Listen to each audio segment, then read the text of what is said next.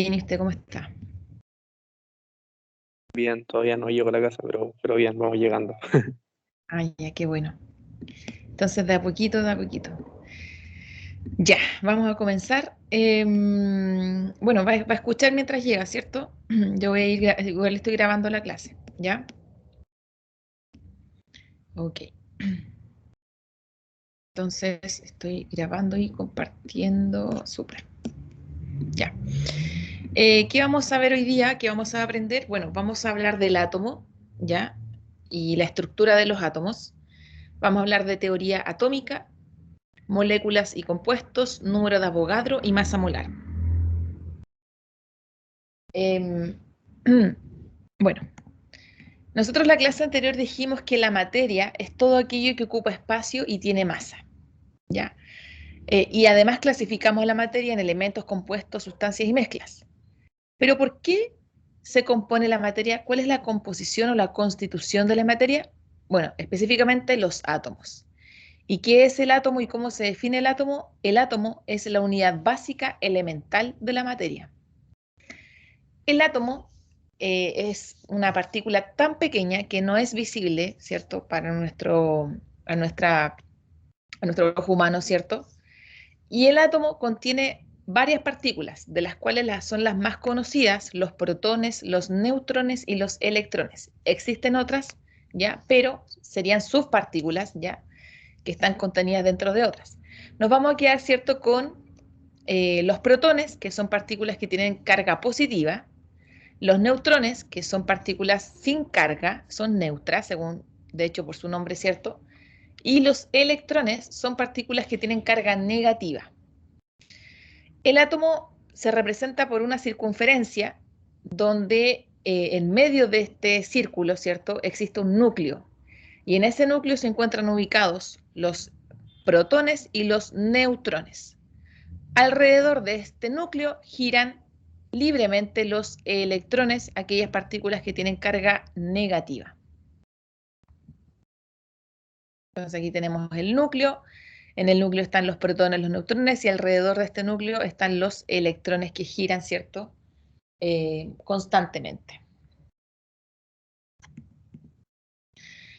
Y bueno, el átomo no fue no se descubrió de manera tan rápida, sino que hubieron varios años y hasta siglos para poder estudiar este átomo, que es la unidad básica elemental de la materia, ¿ya? Y hubieron varias teorías durante el tiempo, incluso antes de Cristo, ¿ya? Por ejemplo, Demócrito, un filósofo griego reconocido, ¿cierto?, de la época, desde esa época más o menos se preguntaban por qué estaba hecha la materia y ellos proponían, ¿cierto?, diversas ideas. Bueno, Demócrito propuso, ¿cierto?, que el átomo era una partícula indestructible y muy dura, ¿ya? Y que la forma del átomo se explicaba mediante elementos, ¿ya? Por ejemplo, los átomos del agua, él decía que eran como una especie de balones, ¿ya? Y que eran balones bastante duros. En realidad tenía una concepción bastante vaga de la idea del átomo, o sea, nada que ver a lo que hoy día conocemos, ¿ya? Pero así comenzó, ¿cierto?, la discusión con respecto a el átomo. Eso fue aproximadamente entre el año 400 y 300 antes de Cristo.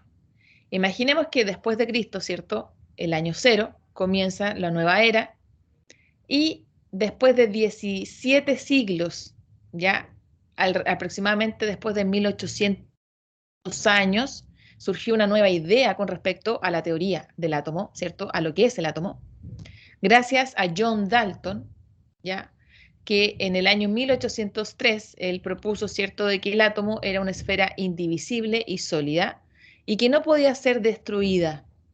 ¿Ok? Y empezamos, ¿cierto?, a desarrollar las ideas para avanzar con el modelo del átomo correcto. Aproximadamente 90 años después llega Thomson, ¿cierto? Y él propone, ¿cierto?, aproximadamente en el año 1897, que el átomo es una esfera con cargas positivas ¿ya? Y con partículas negativas llamadas electrones, ¿ya? Él acuñó el término de electrón a las cargas negativas. Pero él dijo que tanto las cargas positivas como cargas negativas estaban distribuidas en toda la esfera, ¿ya? Como una distribución, como un pastel con pasas, ¿ya? Entonces era una distribución uniforme dentro de toda esta esfera que es el átomo. Un par de años más tarde llega Rutherford y él dice algo diferente a lo que dijo Thomson, ¿ya?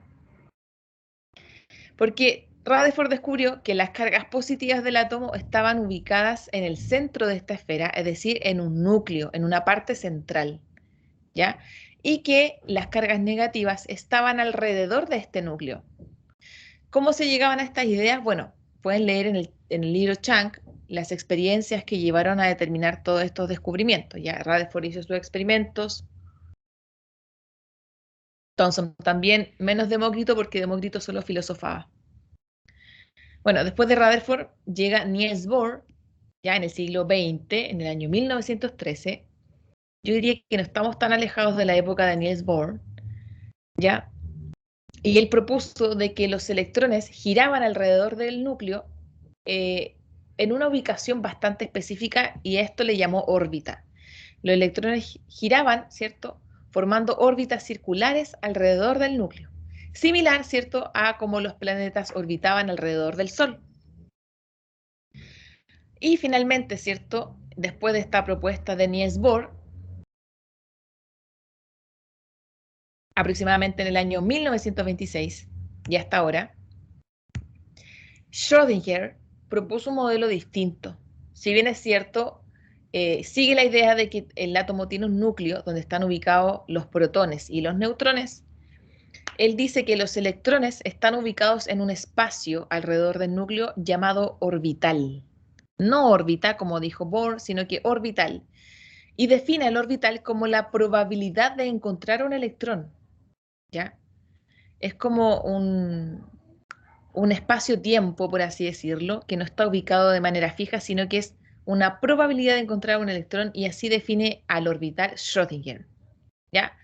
Se representa, ¿cierto?, en su modelo como a los electrones como una nube densa, ¿ya? Donde están ubicados los electrones, por eso está dibujado con puntitos, una densidad electrónica alrededor del núcleo, ¿ya? Donde hay mayor densidad, hay mayor probabilidad de encontrar electrones. Donde hay una menor densidad, que serían menos puntitos, hay una menor probabilidad de encontrar electrones. Ok, entonces el átomo, ¿cierto? Se acepta el modelo de Schrödinger, pero para representar la estructura de un átomo usamos mucho el modelo de Bohr, ¿ya? Donde tenemos un núcleo, órbitas alrededor y electrones en formas de círculos. Así que por ahí vamos a ver el modelo de Niels Bohr porque nos ayuda a esquematizar un poquito la estructura del átomo. Y bueno, dijimos que el átomo es una estructura, la unidad elemental básica de la materia, donde en el centro de esta esfera representada, ¿cierto? Representando el núcleo, representando al átomo, perdón, existe el núcleo donde se ubican los protones con cargas positivas y las partículas azules serían las cargas, los neutrones, perdón, que están también ubicados en el núcleo en conjunto con los protones. Alrededor están, ¿cierto?, girando los electrones que tienen carga negativa. Ya se encuentran alrededor del núcleo. Hasta acá, preguntas o consultas. No, profe, ninguna por mi parte. No, Ok. profesora. Bueno, entonces, parece que llegó ahí algo.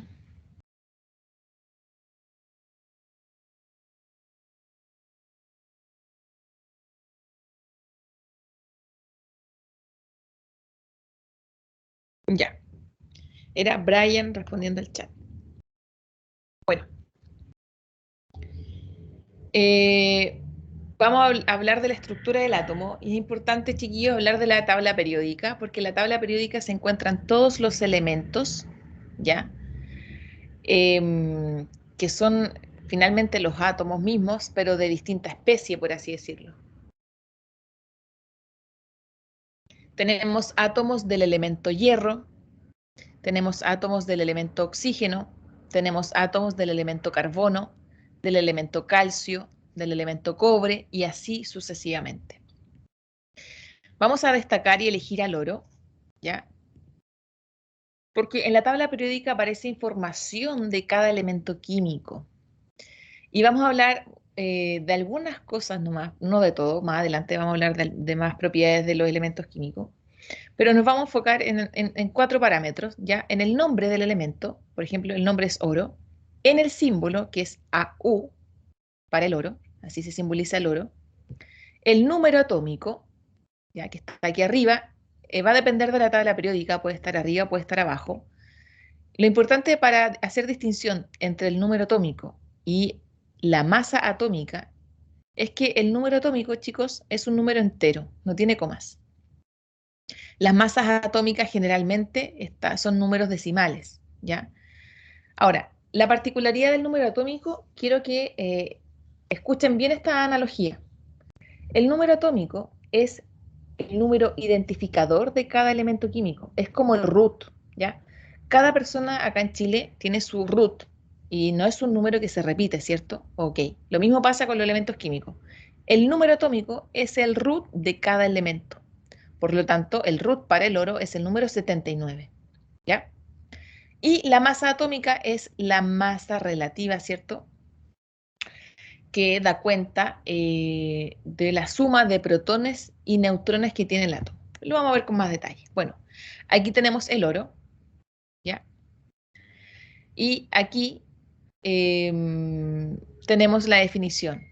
Número atómico, que es el root, según la analogía, ¿cierto? Pero es una analogía, o sea, si yo les coloco en una prueba qué es el número atómico, no me coloquen qué es el root, porque yo les dije que era una analogía, ¿ya? El número atómico se representa por una Z mayúscula. Y este número atómico, del cual yo les dije que le da la identidad a cada elemento, indica la cantidad de protones que tiene el átomo de ese elemento. Es decir, el oro tiene 79 protones en su átomo. En cada átomo de oro que haya, hay 79 protones en el núcleo de ese átomo. ¿Ya? Cuando el átomo no tiene carga ni positiva ni negativa, este número atómico, esta cantidad de protones, coincide con la cantidad de electrones. ¿Ya? Cuando el átomo no tiene ninguna carga. Entonces, Z es igual al número de protones. ¿Ya? Los protones se simboliza con una P y un más. Y el número másico, simbolizado por una letra A mayúscula, indica la suma de protones y neutrones, es decir, el número másico es la masa finalmente del núcleo del átomo. ¿Ya?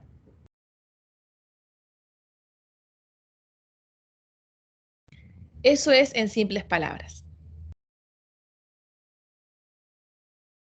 Entonces, el número másico corresponde a la suma de protones y neutrones presentes en el núcleo del átomo. Este número se representa con la siguiente expresión. A, número másico, va a ser igual a Z, que es el número de protones, más N minúscula, que son los neutrones. ¿Ya? Entonces nosotros con esta simple ecuación y conociendo la información de cada elemento químico podemos hacer algunos cálculos. Tengo nuevamente el oro acá. Determine para el oro el número atómico, el número másico y los electrones en este átomo neutro. Entonces, según lo que aparece aquí, chicos, chicas, ¿cuál sería el número atómico del oro? 79. 79. Y recuerden que eso son los protones, ¿cierto? Protones. Protones. Ya. ¿El número másico cuál es? ¿Qué número es?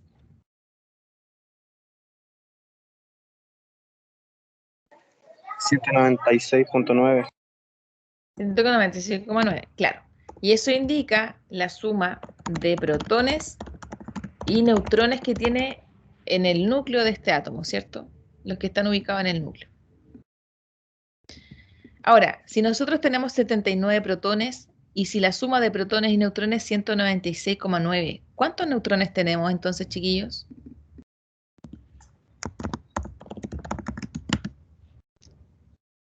¿Cuál es la cantidad de neutrones entonces? ¿La resta entre 196.9 y 79 o no, profe? Claro, exactamente. ¿Cuánto les da eso? Tengo la calculadora a mano, profe. Mm. ¿Quién puede sacar el número con el teléfono o si tienen algo por ahí?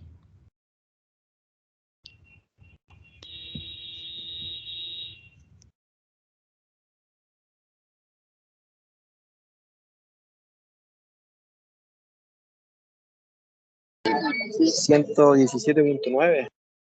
Ya, muy bien. 117,9. Y recuerden que en un átomo neutro, los electrones, ¿cuántos electrones hay en un átomo neutro? ¿Con qué número coinciden los electrones? Con el número atómico.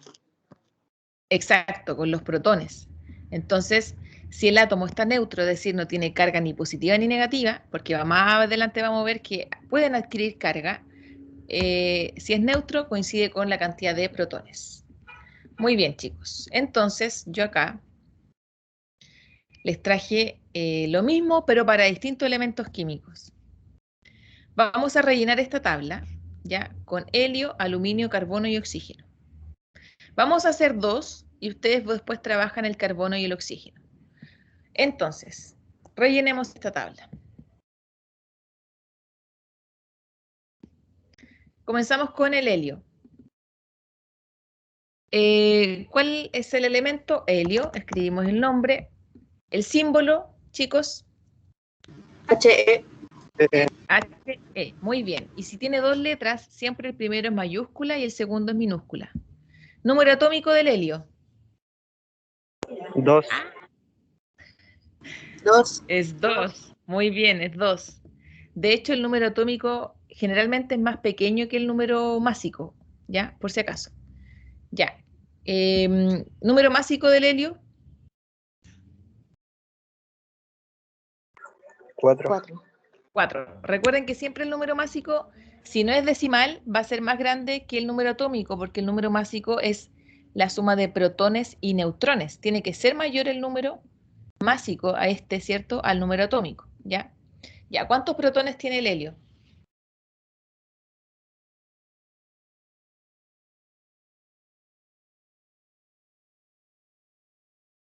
2. 2, que coincide con el número atómico. Muy bien. ¿Cuántos electrones tiene el helio si no tiene carga? 2. 2. ¿Y cuántos neutrones tiene el helio? ¿No tiene?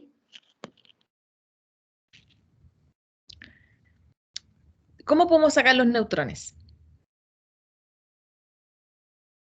Miren, para calcular el número de neutrones se resta la masa atómica menos el número atómico.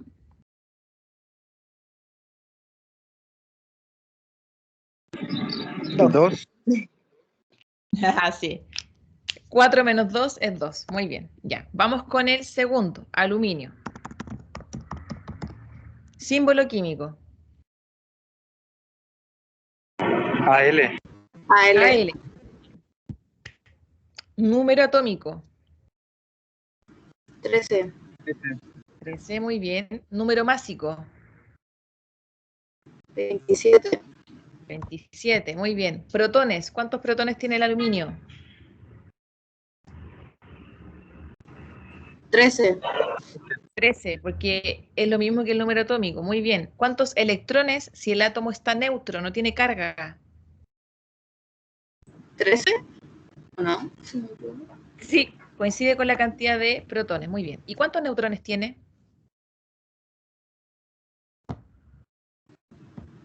2. No, me equivoqué. Estaba viendo el lío.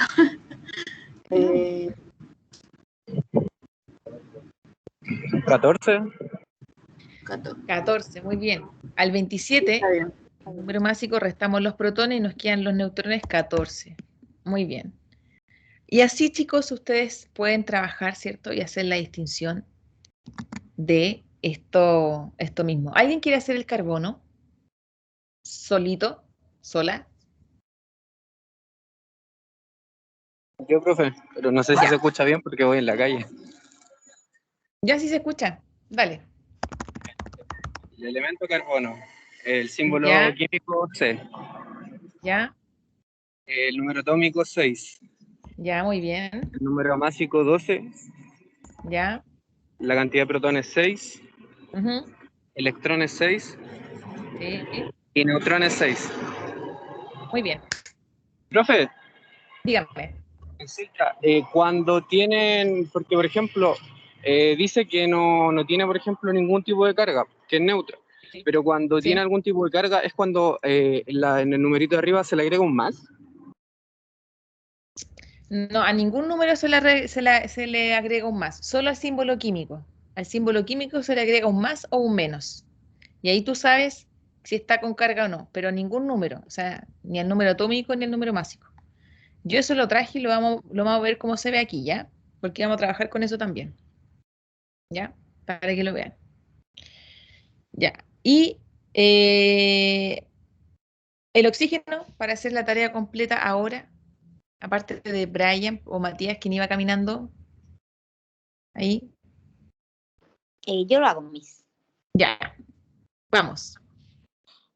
Oxígeno, Ya, elemento, símbolo es O, ya, muy bien, su número atómico es 8, ya, su número másico es 15. es un 16. Pero Ah, es que yo lo estaba viendo acá en la tabla, es sí, 16. pero en la tabla le aparece como 15,9, ¿o no? Sí, sí, Sí, ya, ya. bueno, Número de protones es igual a 8. ya, muy bien. Sus electrones son 8 también. Ujú. Y, a ver, el número Neu- de neutrones son... ay, me embolé. A ver, el número de neutrones es la diferencia entre el número atómico. Sería 8. 8, 16 menos 8 es 8. Mire, como que en estos coincide bastante todo, porque los números son como pares y son múltiplos entre ellos, en cada uno, ya, excepto el aluminio. Pero sí, está Vale, súper bien, chicos. gracias. Y eso, bueno, esa es la forma de trabajar, ¿cierto?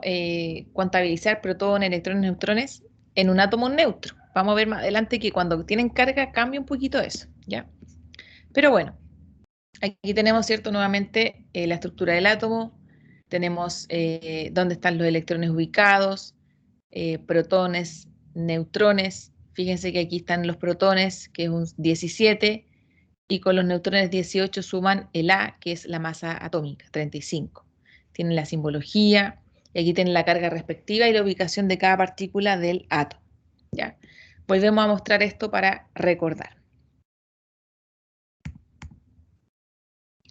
Dijimos que un átomo neutro tiene el número de protones y electrones igual, ¿cierto?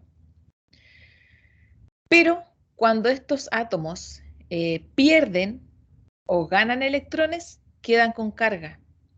Y es que, ¿quiénes son los responsables para que un átomo quede cargado, ya sea con carga positiva o carga negativa? Los responsables son los electrones, porque yo les conté que los electrones giran alrededor del núcleo, ¿cierto?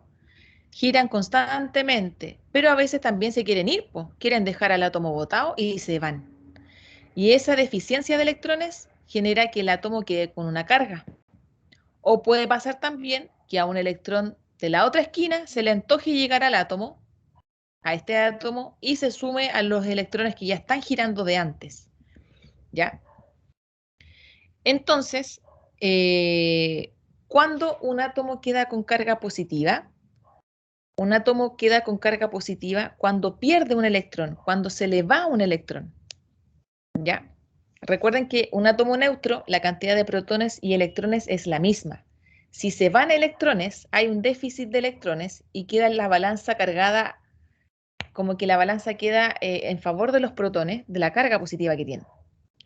En cambio, si un átomo gana electrones, es decir, si un átomo gana partículas negativas, va a quedar con un exceso de carga negativa. Y ahí entonces vemos un átomo con carga negativa, valga la redundancia. ¿Ya? Específicamente cuando un átomo queda con carga positiva se llama catión y cuando un átomo queda con carga negativa se llama anión. Entonces les voy a mostrar un ejemplo del átomo de hierro, ¿ya? El hierro tiene un Z26, un número atómico 26, que coincide, si el átomo está neutro, con la cantidad de protones. ¿Ya? Y tiene también ahí abajo, ¿cierto?, su masa atómica, que es la suma de protones y neutrones. Sabemos que entonces cuando el átomo está neutro, la cantidad de protones es igual a la cantidad de electrones, ¿cierto? Ya lo hemos dicho bastantes veces. Vamos a tomar al hierro y vamos a hacer lo siguiente. Vamos a representar al átomo neutro de hierro. Un átomo neutro sin carga. Su Z es 26. Si es 26 significa que hay 26 protones, ¿cierto? Entonces los vamos a contar. Un protón, dos protones, 3, 4, 5, 6, 7, 8, 9, 10, 11, 12, 13, 14, 15, 16, 17, 18, 19, 20, 21, 22, 23, 24, 25, 26. Están ahí los 26 protones de este átomo neutro de hierro. Como el átomo está neutro, la cantidad de electrones es la misma, ¿cierto? 1, 2, 3, 4, 5, 6, 7, 8, 9, 10, 11, 12, 13, 14, 15, 16, 17, 18, 19, 20, 21, 22, 23, 24, 25, 26. Listo. Átomo neutro de hierro, 26 protones, 26 electrones. Sucede que el hierro tiene una característica que siempre va a perder electrones.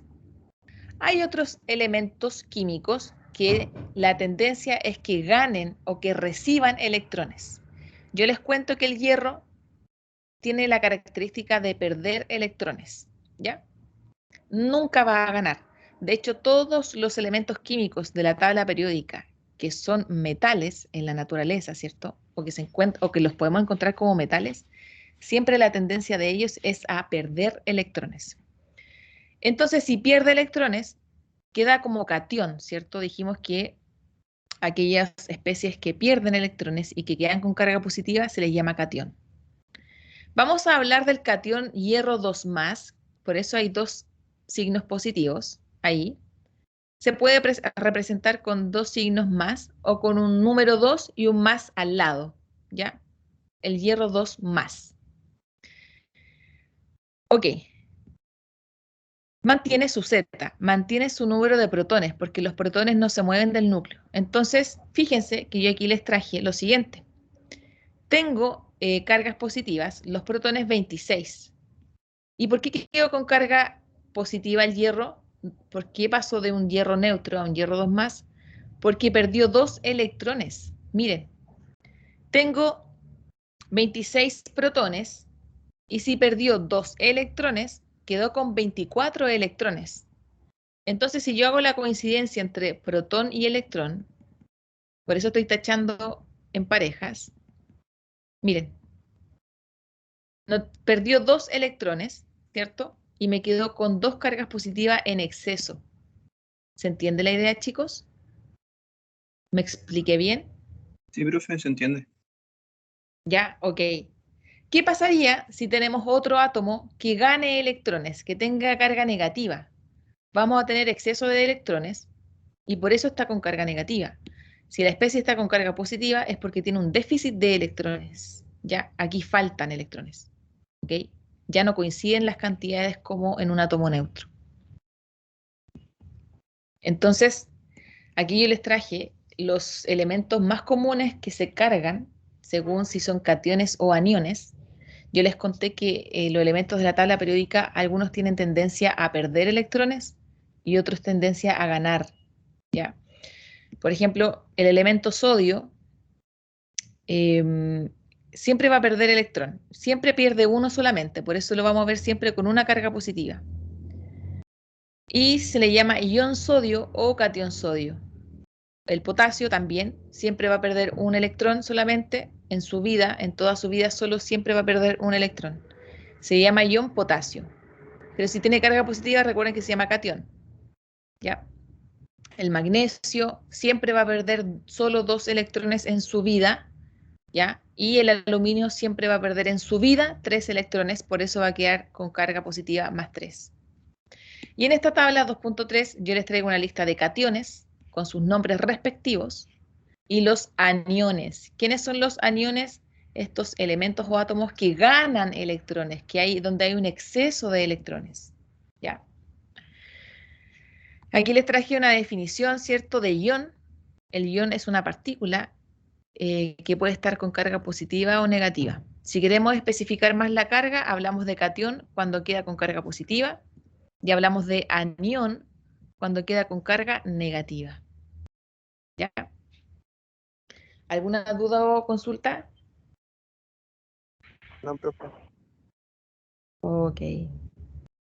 Bueno.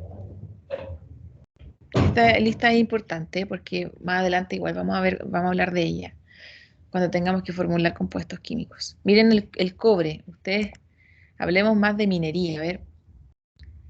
El cobre, chicos, el cobre tiene dos caminos o dos posibilidades. O puede perder un electrón y queda con una carga positiva, o puede perder 2 electrones, ¿ya?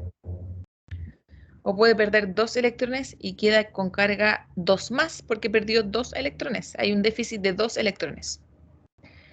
El cobre que tiene una carga positiva se le llama el ion cuproso o el catión cuproso, catión porque queda con carga positiva, ¿cierto? Catión cuproso, o si es el cobre que perdió 2 electrones, se le llama el catión cúprico o ion cúprico, ¿ya? Catión o ion cúprico, ¿ya? Eso es para el cobre.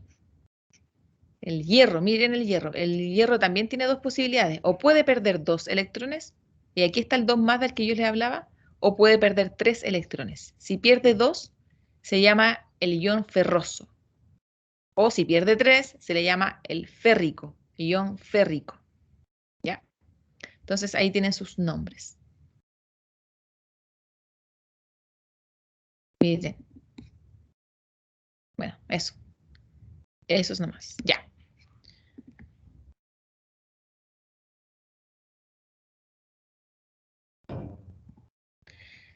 Ok, miren acá, vamos a hacer un ejercicio muy similar al anterior, ¿ya? Pero ahora con las especies cargadas, ¿ok? Con las especies cargadas. Entonces, tenemos la especie del hierro 3+. Recuerden que quienes se mueven son solo los electrones, ¿ya? Si el Z o número atómico del hierro 3+ es 26, ¿cuántos protones tiene el hierro 3+?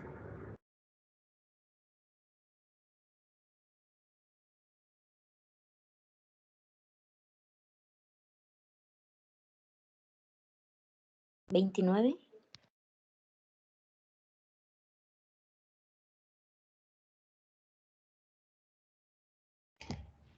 Ya. Bien. ¿Ah? 26. Ya, 26. Ok. A ver, recuerden que los protones nunca se mueven del átomo. No se mueven ellos. ¿Quiénes son los que se mueven? Los electrones. Los electrones. Entonces, si la especie está cargada, ya sea con carga positiva o negativa, la cantidad de protones se mantiene. ¿Ya?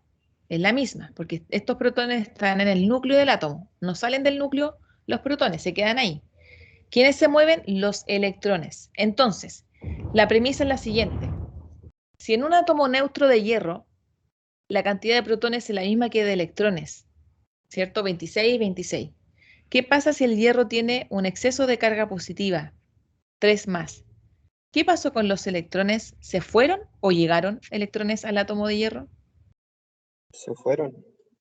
Se fueron ¿Y cuántos se fueron? ¿Ya? ¿Cuántos se fueron? 3. 3. Entonces, al 26 le restan 3 y ahí obtienen la cantidad de electrones. ¿Cuánto nos da? 23. 23. Muy bien. Recuerden que la premisa es considerar que el átomo en un principio estaba neutro y que la cantidad de protones es la misma que de electrones. ¿Ya? Vamos con el catión plata, Ag más. Z47, ¿cuántos protones tiene la plata? 47. La misma cantidad, se mantiene intacta. ¿Y qué pasa con la plata? Tiene una carga positiva. ¿Ganó o perdió un electrón? Perdió un electrón. ¿Cuántos? 1. 1. 1. Muy bien. Entonces, a la cantidad de protones le restamos 1. ¿Cuánto nos queda? 46. Muy bien, 46. Ya. Vamos con el magnesio, el catión magnesio, 2 más. Z12, ¿cuántos protones tiene? 12. 12. Muy bien. Según su carga, ¿cuántos electrones perdió? 2 tendría 10. 10. Muy bien, muy bien. Ahora, miren, estamos con especies cargadas negativamente. Aniones. El anión cloruro, así se llama este, el cloruro. Tiene un Z17. ¿Cuántos protones tiene? 17. Muy bien. ¿Y qué pasó? ¿Por qué tiene una carga negativa? ¿Será porque ganó un electrón o perdió? Porque ganó un electrón. Ya, muy bien. Ganó solo un electrón, por eso sale un signo menos. Por lo tanto, ¿cuántos electrones tiene en total este ion cloruro? 18. 18. Muy bien. Vamos con el anión óxido, un oxígeno con dos cargas negativas. Z8, el Z del oxígeno es 8. ¿Cuántos protones tiene el oxígeno? 8. 8. ¿Y qué pasó? ¿Ganó o perdió electrones y cuántos fueron? Ganó Ganó 2. 2. Muy bien. ¿Y con cuántos electrones se quedó al final entonces? 10. Con 10. Muy bien. ¿Ven? Y eso es todo. Y eso es todo. Ahora, ¿por qué las especies pierden electrones? Bueno, cuando encuentran su pareja ideal, que pueden ser muchas combinaciones con otros elementos químicos, pierden electrones. ¿Ya? Ahí pierden o ganan electrones. Por eso, no es de la nada, ¿ya? No es de la nada. Pero eso lo vamos a ver ahí en el camino cuando hablemos de qué pasa con las especies. Bueno, miren chiquillos, datos curiosos. Miren la masa de un electrón. La masa de un electrón es 9,10 por 10 elevado a menos 28 gramos. Miren el número pequeño. Miren qué tan pequeño es este número. 0,00. Uff, súper chiquitito, ¿cierto? Una masa ínfima, ínfima, ínfima, ínfima. No hay balanza en el mundo que tenga esta sensibilidad para mostrar todos estos números, ¿cierto? Bueno, eso con respecto a algunos datos curiosos. Ok. Luego de haber hablado de los átomos, de los elementos, vamos a hablar de moléculas y compuestos. ¿Qué es una molécula, chicos? Es el conjunto o la combinación de dos o más átomos, que pueden ser de la misma especie del elemento químico o combinando cualquier elemento químico de la tabla periódica. Y finalmente el compuesto es sinónimo de molécula, ¿ya? Es lo mismo. Entonces, nosotros aquí tenemos una molécula, la molécula del agua, ¿ya? La molécula del agua se compone por dos átomos de hidrógeno y uno de oxígeno, cuya fórmula química es H2O, ¿ya? Entonces, en un vaso de agua, chiquillos, ¿ustedes creen que habrá solo una molécula de agua? ¿Cuántas moléculas de agua habrán en un vaso de agua? Valga la redundancia.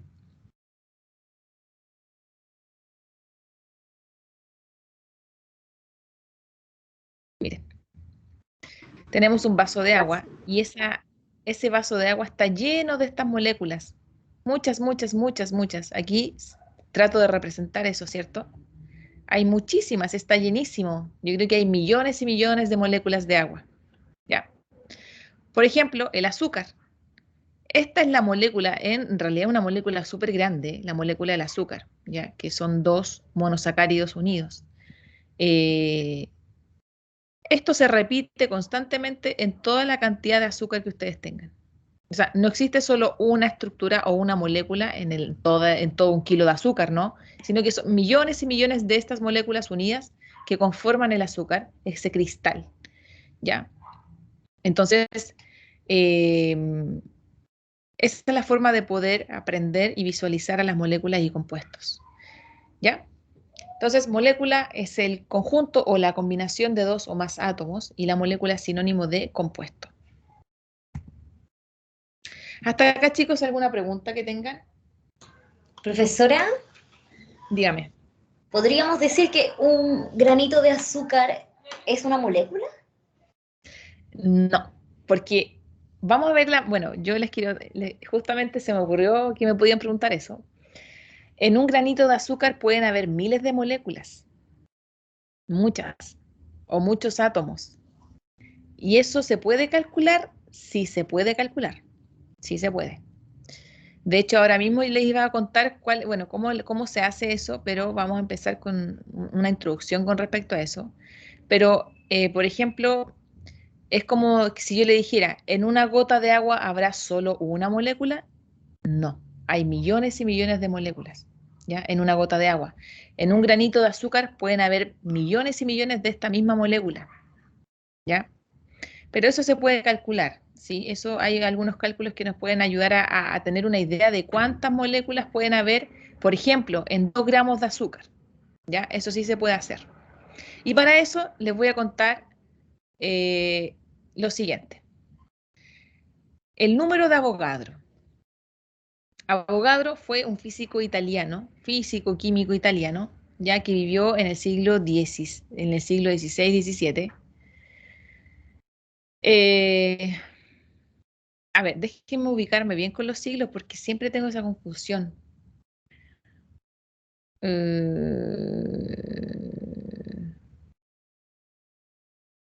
Claro, el siglo es uno más. Sí, siglo XVI, siglo XVII estuvo ahí Avogadro. Y él propuso un número muy interesante, ¿ya?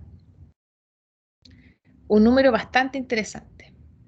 Si yo les pregunto lo siguiente, ¿a qué equivale una docena, chiquillos? Una docena, ¿a qué equivale?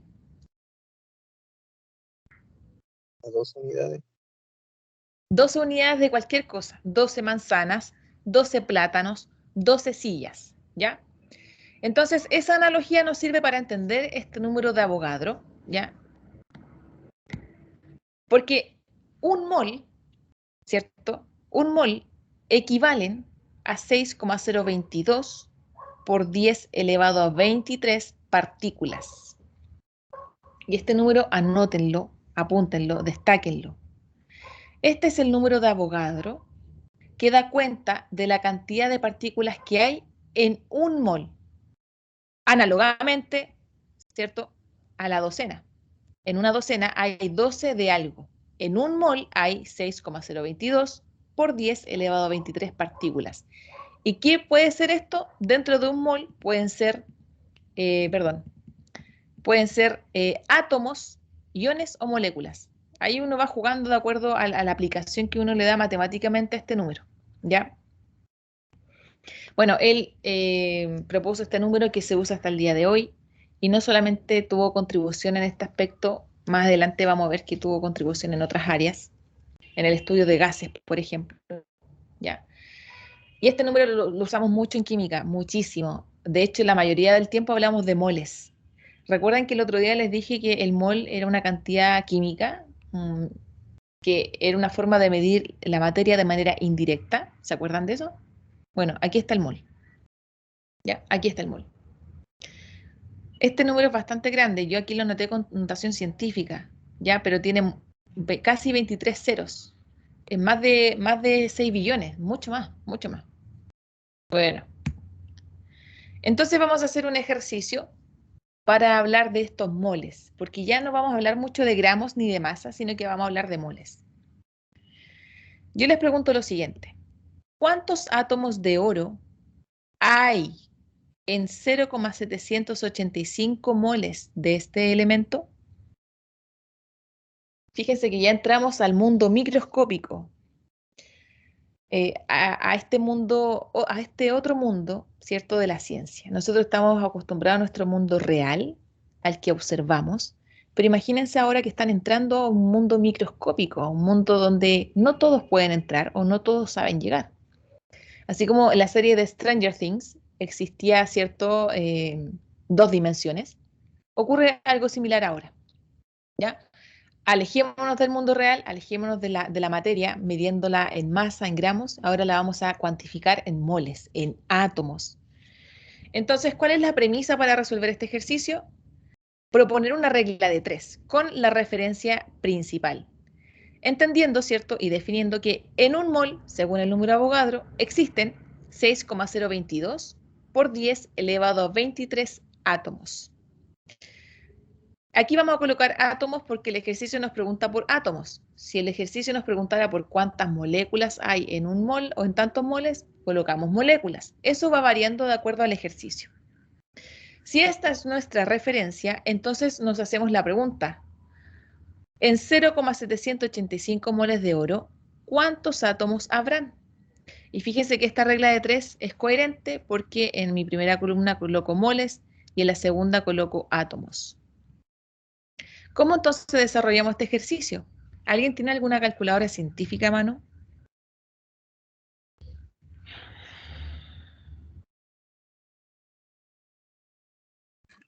Yo no, profe. ¿Tienen o no? Bueno, no sé si los teléfonos ahí ustedes tendrán. Yo la ayudo. Yo- Porfa. Vale. Oiga, profesora, quería hacerle una consulta. Dígame. Por casualidad ya se dijo la fecha para si hay una prueba este mes, a fin de mes, digamos, ¿o no? Todavía. Sí, sí se dijo. Pero yo acuérdense que les dije que les quería confirmar porque con estos feriados ¿Ya? que hubieron o que hay, como que está alterando un poquito el calendario. De hecho, en un principio el jueves íbamos a tener clases casi todo el día y ahora hasta las 12 nomás. Entonces voy a tener que hacer revisión de esos chiquillos y mandarle un correo ya para confirmar la prueba. Así Y que la, bueno, la confirmación exacta sería como ya a fin de mes, ¿o no? ¿O no estaba muy asegurado? no, yo les confirmo antes porque es como que fin de mes. Lo que pasa es que está el tema de eso y además coordinar los laboratorios. Y todavía estoy viendo ese tema, chiquillos, porque obviamente si ustedes van al laboratorio a sede no se pueden tomar pruebas. O sea, no es así. Si yo ya les fijé alguna prueba que coincida con la semana de laboratorio en la sede, lo que se puede hacer es dejar la prueba por más tiempo en la plataforma para que ustedes puedan ingresar en cualquier horario que tengan disponible, para no alterar el orden o la programación de clases. ¿Me entiende? Pero voy a revisar eso bien y le voy a estar mandando información, pucha, ojalá pueda hacerlo mañana, ¿ya? Para que puedan tener con claridad eso, pero siempre se les avisa con anticipación, por lo menos una semana y media antes, ¿ya? Por si acaso. Y además que todavía estamos recién con los contenidos, o sea, con 2 clases más todavía no podría tomar una prueba. No, según los contenidos de la primera unidad, ¿ya? Ah, que pregunto en caso de para estar atento. Eso. Claro. Pero Ok. lo importante es que revisen su correo. Acuérdense que yo les dije que el correo institucional se revisa todos los días, ¿ya? Porque así están al tanto de toda la información. Ya. ¿Cuánto les dio?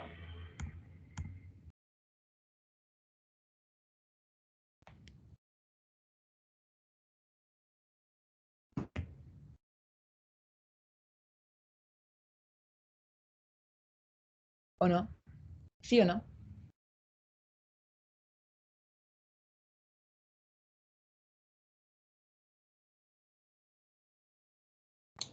Bueno, cuando 47, 727, eso me dio. ya. Esa es la respuesta. Tienen que usarla, colocar la potencia de 10 en la calculadora para que obtengan el número correcto, ¿ya? No sé si todos tienen calculadora científica, porque yo no sé usar las de los teléfonos, pero si tuvieran calculadora científica de estas Casio, ya, sería ideal, ¿ya? Porque para poder llegar a un buen número. El número final es 4,73 por 10 elevado a 23 átomos de oro presentes en 0,785 moles de esta sustancia. Observen lo siguiente, matemáticamente y por lógica, este número es correcto. ¿Por qué? Porque si en la unidad, es decir, si en un mol tengo 6,022, el ejercicio me entrega un número menor a un mol, ¿lo ven? El 0,7 es menor que 1. Por lo tanto, la cantidad de átomos que obtenga debe ser menor al 6,022, en este caso un 4,73.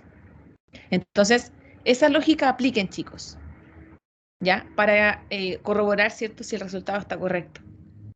Entonces, esta es una manera de saber y de entrar a este mundo microscópico, a esta dimensión totalmente diferente a la que estamos acostumbrados a trabajar, ¿ya? Estamos cuantificando cuántos átomos hay, eso es importantísimo, es súper entretenido, o sea, ustedes están aprendiendo a hacer esto, ¿ya? Ahora, con respecto a esto, ¿tienen alguna duda? Por mi parte no, profe. ¿No? Bueno, ok. Yo por eso le fui enfática con ustedes al darle la lectura sugerida, ¿ya?, de los capítulos, porque esa es la forma de que pudieran entender todo lo que íbamos a hablar hoy día. Por eso es importante que, previo a la clase, den una lectura de lo que yo les recomiendo, ¿ya? Bueno, yo aquí les traje otros 2 ejercicios, ¿ya?, para que los puedan practicar siguiendo la lógica del anterior, ¿ya? Propongan la regla de 3, etcétera, etcétera. ¿Por qué? Porque la idea es que los contenidos que vean hoy día los puedan reforzar con estos 2 pequeños ejercicios, ¿ya? Y así ir recordando lo que hemos visto clase a clase. Así que yo esto se los dejo a ustedes. Y bueno, y vamos a hablar de lo último hoy, ¿ya?, que es con respecto a la masa molar. ¿Y qué será la masa molar? Bueno, yo les conté que cada átomo tiene su masa atómica, ¿cierto? En este caso, la masa atómica del hierro es la suma de protones y neutrones. Y no solo para el hierro, sino que para todos los elementos químicos. Pero, ¿qué pasa si yo tengo una molécula? ¿Cuál será la masa de esa molécula? Bueno, la masa de esa molécula se denomina masa molar, simbolizado por una M media extrañita, así como media fifí, ¿ya? Y la masa molar se define como la cantidad de masa, ya sea en gramos o kilogramos, de un mol de sustancia. Cantidad de masa de un mol de esa sustancia que yo estoy calculando. ¿Y cómo se calcula la masa molar? Bueno, vamos a hacer el cálculo para una molécula o compuesto, recuerden que son sinónimos. Vamos a hacer el cálculo de masa molar para el compuesto, esta molécula, que se llama óxido de hierro 3. ¿Se acuerdan que hablamos de la clase anterior? ¿Dónde lo mencionamos?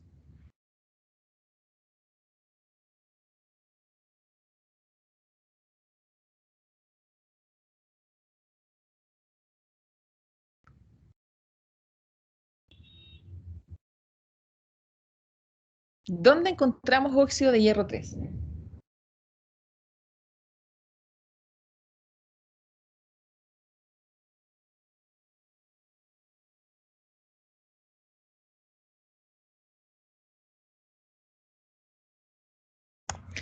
Me voy a salir para recordarles. ¿Se acuerdan de la herrumbre de los clavos oxidados? Ahí está. Ahí está. Ya, ahí tenemos el óxido de hierro. Vamos a calcular qué masa tiene un mol de sustancia. Bueno, observen que la fórmula química del óxido de hierro es un hierro, un 2 abajo, un oxígeno y un 3 debajo del oxígeno. Entonces, ¿qué hacemos? Vamos y buscamos en la tabla periódica al hierro y al oxígeno. Miramos sus miramos su masa atómica de manera independiente y además de mirar la masa atómica, en este caso el hierro, miramos el subíndice, el número que acompaña al hierro en la fórmula química, que es el 2. Hacemos lo mismo con el oxígeno. Miramos su masa atómica, que en aproximado es 16, y también miramos, ¿cierto?, su subíndice, que es el 3 en la fórmula química. ¿Qué hacemos?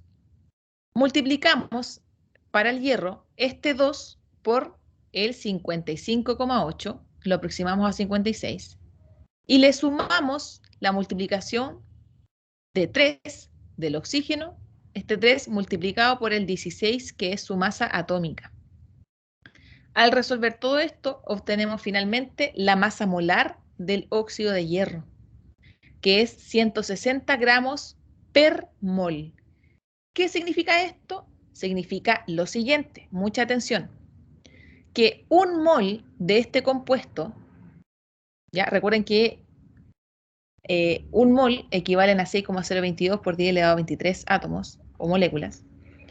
En un mol de este compuesto, o un mol de este compuesto, tiene una masa de 160 gramos, chiquillos. Entonces, si nosotros fuéramos y tomáramos estos estos fierros oxidados, estos clavos oxidados, y empezáramos a raspar toda esta herrumbre, la raspamos, la raspamos, la raspamos, y tenemos una balanza al lado, y si nosotros raspamos y colocamos en la balanza 160 gramos de esa herrumbre, en esos 160 gramos vamos a tener, ¿qué cosa? Vamos a tener un mol de esta sustancia. Un mol exacto si masamos exactamente 160 gramos. ¿Se entiende, chicos? Sí, profe. Ok. Eso es, en esas palabras se traduce, ¿cierto?, esta masa molar. 160 gramos pesan o masan un mol de este compuesto. Ahora, yo les traje un ejercicio para trabajar con moles, ¿ya? Y el ejercicio dice así, porque según esto, podríamos también decir que en 160 gramos de óxido de hierro hay un mol de esa sustancia, ¿cierto? Entonces, de ahí surge la siguiente pregunta. ¿Cuántos moles de óxido de hierro 3 hay en 256 gramos de compuesto? ¿Cuántos moles de óxido de hierro 3 hay en 256 gramos de compuesto? Sin hacer ningún cálculo, ¿qué esperan en comparación a los 160 gramos per mol? ¿Esperan tener más que un mol o menos que un mol? Menos, porque en uno hay 160 y en dos habrían como 320, ¿o no? Ya, o sea, la pregunta va y se dice lo siguiente. Si un mol de óxido de hierro 3 tiene una masa de 160 gramos, yo aquí ahora estoy hablando de 256 gramos.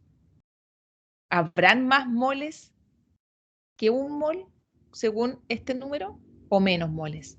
Si tengo 256 gramos.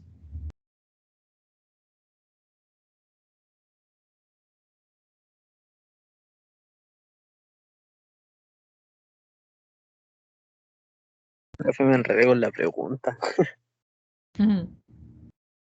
Ok, a ver, partamos de lo siguiente. ¿Qué significa esta masa molar, chiquillo? A ver, ¿quién me puede decir qué entienden por este numerito con estas unidades?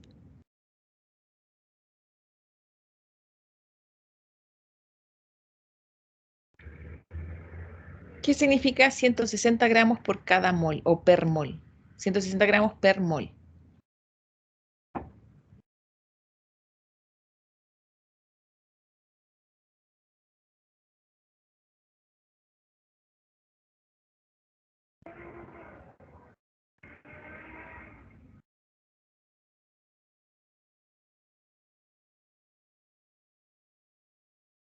No me gusta.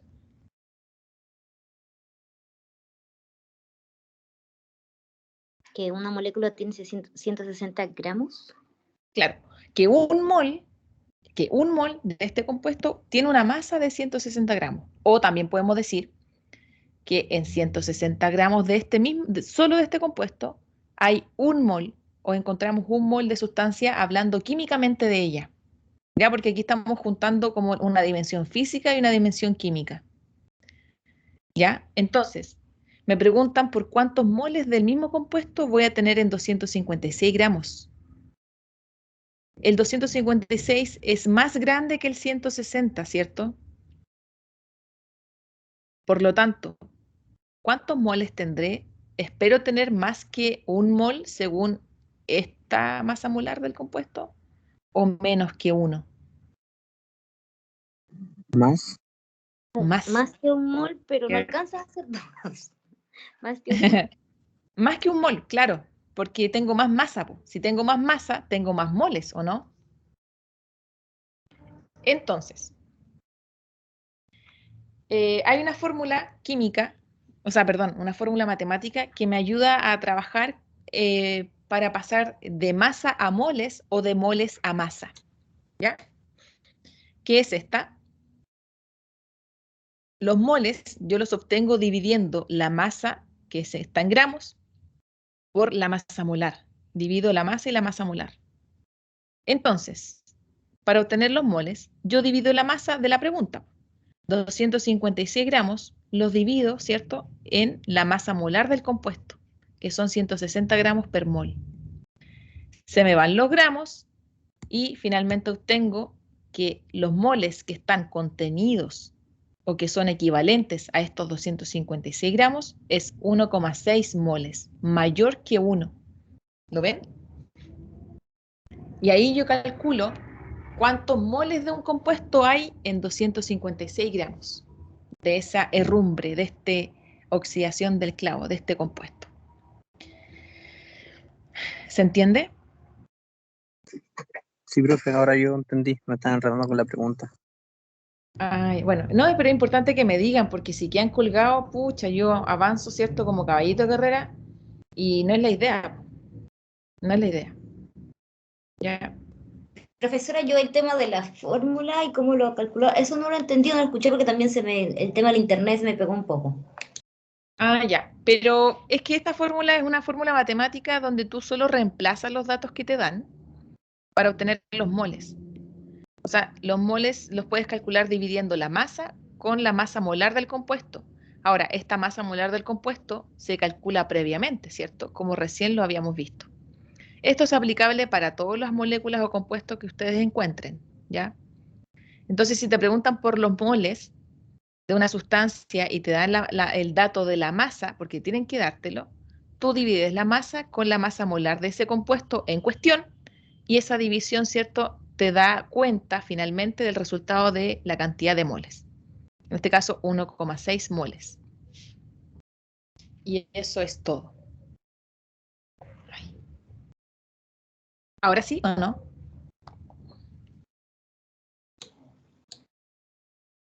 ¿O no? ¿Nones? Sí, profesora, ahora sí entendí. Gracias. Ya. Ya, chicos, eso es todo. Hemos llegado hasta acá, no vamos a hacer nada más. Hemos visto muchos números, muchos protones, muchos electrones, muchos neutrones, ¿ya? Y la próxima clase comenzamos con tabla periódica, así que continúen buscando en el libro donde encuentran tabla periódica, elementos químicos, propiedades de los elementos químicos, ¿ya? En el texto que les dejé como lectura sugerida. Les sugiero, valga la redundancia, que lo hagan y así es mucho más entendible el contenido, ¿ya? Si no hay preguntas o dudas, dejamos la clase hasta acá y nos encontramos la próxima semana después del 18, ¿ya? Profesora, ¿me puede mostrar donde dejo los ejercicios, los 2 ejercicios? Por favor, para una foto. ¿Eso? Esa misma. Ya. Yo igual más ratito les subo todo este material, ¿ya? El PDF de esto y la clase grabada, ¿ya? Igual que la clase del lunes. Ok. Profesora, también había unos ejercicios que nos había dejado y yo intenté hacer uno que usted lo explicó así como rápido. Por ejemplo, que nos había dejado en una tabla, en la tabla de los prefijos, habían, por ejemplo, potencias que no estaban ahí. Esas. Ah, sí, pues. Sí. Esa, por ejemplo, ¿me podría explicar así rápido las dos? Esa, la que habían Sí. hecho, la número 2. No me fijé, no. Esa misma. Sí, esa. Claro. Lo que pasa es que efectivamente no hay prefijos para todos los exponentes. Entonces ahí uno tiene que trabajar un poquito la notación científica, ¿ya? Por ejemplo, el -4, el prefijo más cercano es el 10 elevado a -3, ¿cierto? Sí. El 10 elevado a -3, que sería el mili, ¿ya? Entonces, lo que se hace es llevar este -4 a -3. Ahora, yo te hago la siguiente pregunta. ¿El -4 es mayor o menor que el -3? Es menor. Menor, porque estamos hablando de números negativos, ¿cierto? Claro, Por lo que tanto, mientras más estén, exacto. claro. Si el -3 es mayor que el -4, y así Sí. sucesivamente. Entonces, si nosotros queremos dejar este -4 en -3, podemos hacerlo, pero con la condición de mover esta coma de este número que está aquí, ¿ya?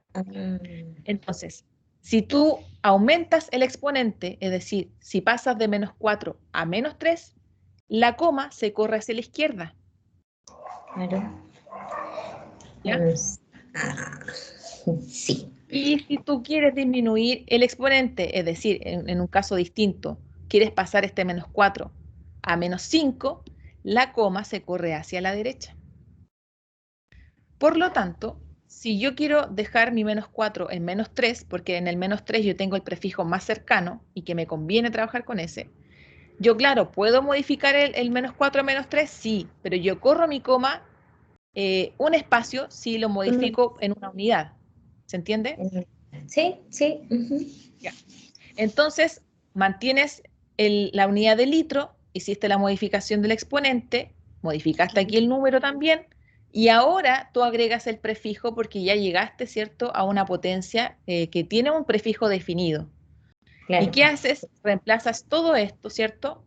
Todo esto por el prefijo -3, que sería el mili, ¿ok? Sí. Y ahí mantienes el número 0,476 ml, mililitro. Y eso sería. Ok. Sí. ¿Ya? Entonces trabaja así con los demás exponentes que no tengan, por ahí hay otro más, o dos más, Sí. y hazlo así, ¿ya? Por si acaso. Ok. Vale. Gracias, Ya. Miss. Ya, chicos, estamos entonces, si no hay más preguntas, dejamos la clase hasta acá, ¿ya? Que estén súper, súper bien. Chao, chao. Igual, profesora, chao. Espero que tenga Chao. buena tarde.